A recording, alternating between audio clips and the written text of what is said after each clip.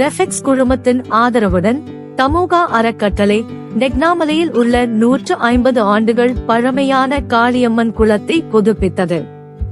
இந்த திட்டம் இப்போது 1200 மக்களுக்கு ஆண்டு முழுவதும் குடிநீரை வழங்குகிறது.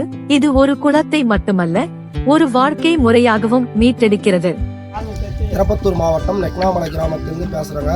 இப்போ என்னென்னா எங்களுக்கு தண்ணி வசதி, முக்கியமாக தண்ணி வசதி இல்லை, சாலை வசதி இல்லை.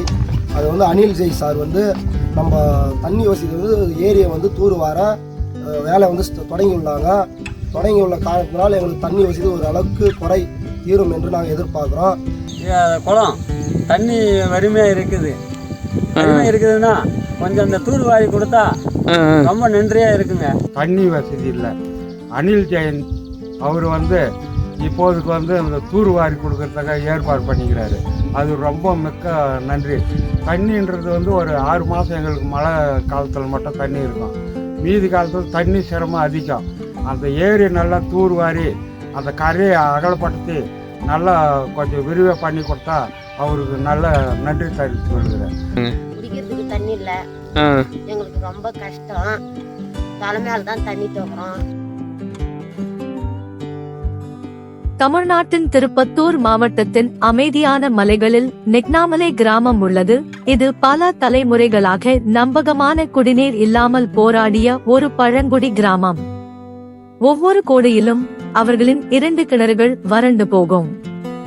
மக்கள் தண்ணீரை சேகரிக்க மணலில் குழிகள் தோண்டினர். ஆனால் தமோகா பவுண்டரின் ஒரு மறக்கப்பட்ட புதையலை மீட்டெடுக்க முன்வந்த போது எல்லாம் மாறியது. மலைகளில் மறைந்திருக்கும் 150 ஆண்டுகள் பழமையான குளம். உள்ளூரில் காளியம்மன் ஏரி என்று அழைக்கப்படும் இந்த குளம் பல தசாப்தங்களாக வண்டல் மற்றும் பாறையின் கீழ் புதைக்கப்பட்டிருந்தது. அதை அடைவது எளிதானது அல்ல. நெக்னாமலை கிராமம் தரை மட்டத்திலிருந்து 9 கிலோமீட்டர் உயரத்தில் அமைந்துள்ளது. சரியான சாலை இல்லை. கனரக உபகரணங்களை கொண்டு செல்வது மிகப்பெரிய சவாலாக இருந்தது. பெரிய பொக்லைன் வாகனங்களை மலைக்கு கொண்டு செல்ல 2 முயற்சிகள் தோல்வியடைந்தன. ஆனால் குழு கைவிடவில்லை.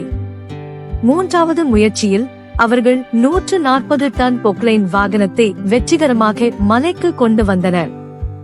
இது இயந்திரத்தை பற்றியது மட்டுமல்ல, எரிபொருள், பாதுகாப்பு மற்றும் தளவாடங்கள் தொடர்ந்து தடைகளாக இருந்தன.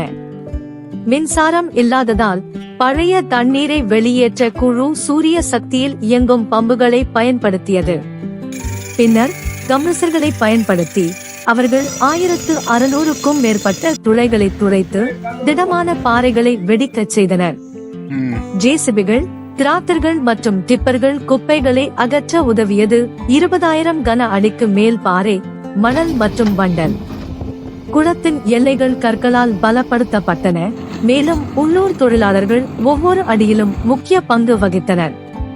3 மாத கடின உழைப்புக்கு பிறகு குளம் இப்போது 33 அடி ஆழத்தை அடைகிறது.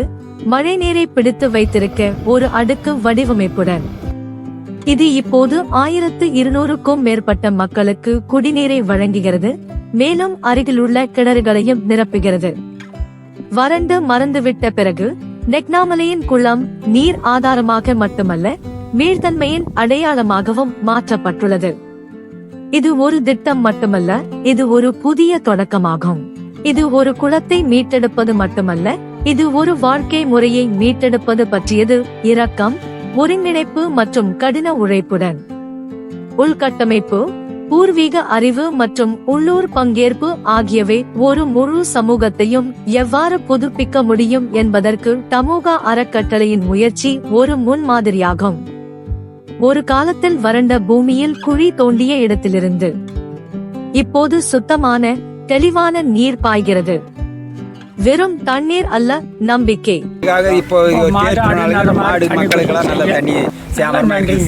அவங்களுக்கு சொல்லணும் நன்றி. சேமரமா குடிச்சிட்டு அழகா படுக்குது. அது மாதிரி